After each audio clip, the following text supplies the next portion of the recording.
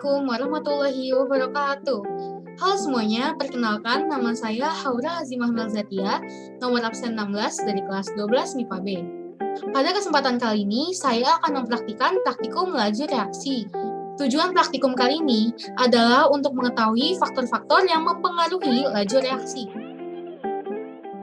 Laju reaksi dapat dinyatakan sebagai berkurangnya jumlah konsentrasi per reaksi per satuan waktu atau bertambahnya jumlah konsentrasi hasil reaksi per satuan waktu. Faktor-faktor yang mempengaruhi laju reaksi yaitu yang pertama, konsentrasi per reaksi.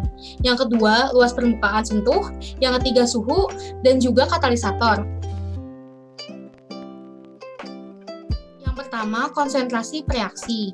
Larutan dengan konsentrasi yang besar atau pekat mengandung partikel yang lebih rapat jika dibandingkan dengan larutan encer.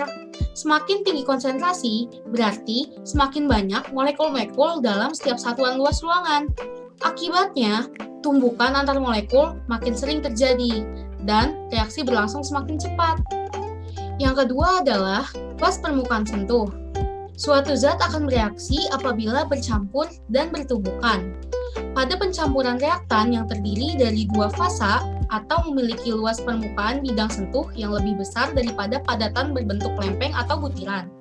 Semakin luas permukaan partikel, maka frekuensi tumbukan kemungkinan akan semakin tinggi, sehingga reaksi dapat berlangsung lebih cepat. Yang ketiga adalah suhu. Setiap partikel pastinya selalu bergerak. Dengan naiknya suhu, energi gerak atau kinetik partikel ikut meningkat, sehingga makin banyak partikel yang memiliki energi kinetik di atas harga energi aktivasi, sehingga reaksi dapat berlangsung semakin cepat. Dan faktor yang keempat yaitu katalisator. Katalis adalah zat yang dapat memperbesar laju reaksi, tetapi tidak mengalami perubahan kimia secara permanen.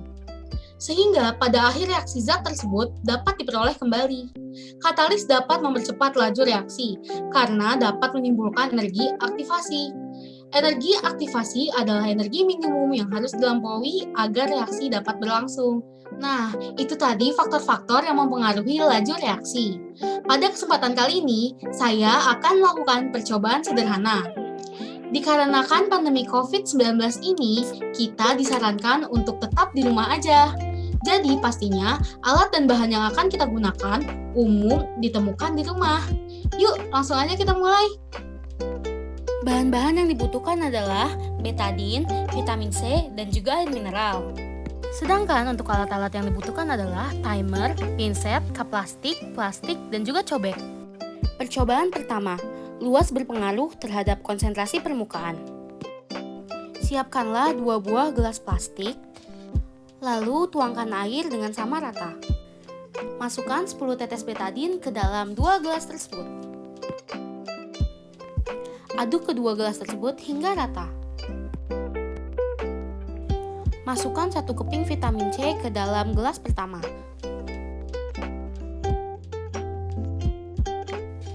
Bersamaan saat memasukkan 1 keping vitamin C, nyalakan stopwatch. Lalu, hitunglah berapa banyak waktu yang diperlukan untuk menjadi bening. Guncanglah sesekali agar merata. Waktu yang dibutuhkan oleh kepingan utuh adalah 44 detik. Haluskanlah 1 keping vitamin C.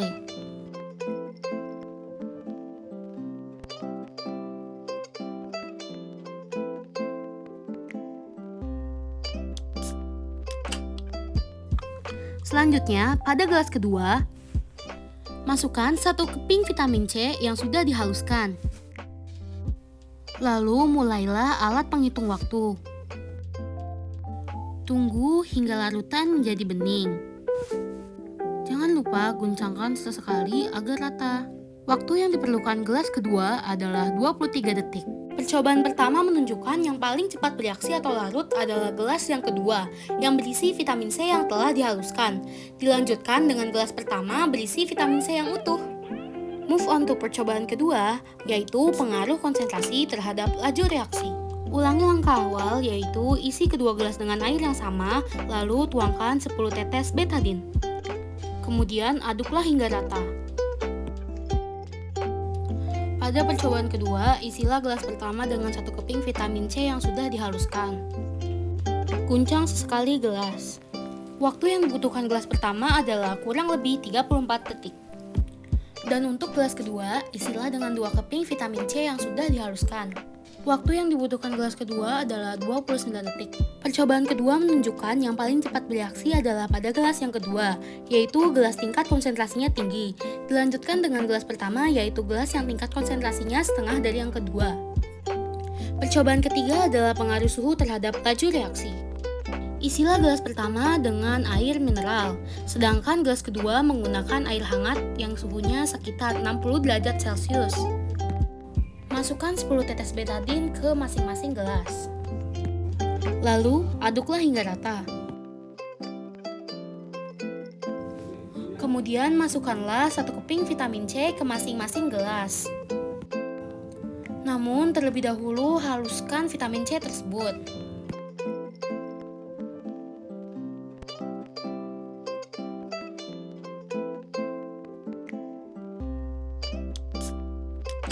Gelas pertama yang berisi air biasa membutuhkan waktu 37 detik. Lanjutkanlah ke gelas kedua yang berisi air hangat. Waktu yang dibutuhkan gelas kedua adalah 13 detik. Pada percobaan ketiga, yang paling cepat bereaksi atau larut adalah gelas kedua yang berisi air hangat. Setelah itu dilanjutkan dengan air biasa di gelas pertama. Berikut ini adalah penjelasan tentang hasil percobaannya. Percobaan pertama adalah luas berpengaruh terhadap konsentrasi permukaan.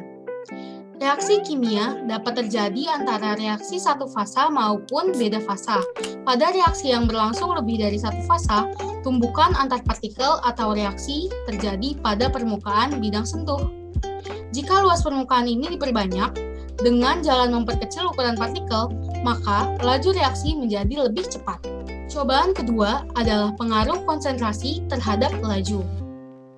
Reaksi akan berlangsung lebih cepat jika konsentrasi reaksi diperbesar atau diperbanyak. Zat yang konsentrasinya besar mengandung jumlah partikel yang lebih banyak, sehingga partikel-partikelnya tersusun lebih rapat dibanding zat yang konsentrasinya rendah. Partikel yang susunannya lebih rapat akan lebih sering bertumbukan dibandingkan dengan partikel yang susunannya renggang, sehingga kemungkinan terjadi reaksi makin besar atau cepat. Percobaan ketiga adalah pengaruh suhu terhadap laju reaksi. Kenapa panas lebih cepat mengalami laju reaksi? Karena peningkatan suhu meningkatkan energi potensial suatu zat. Dengan demikian, semakin besarnya energi potensial zat, maka semakin besar terjadinya tumbukan yang efektif, sehingga laju reaksi semakin cepat.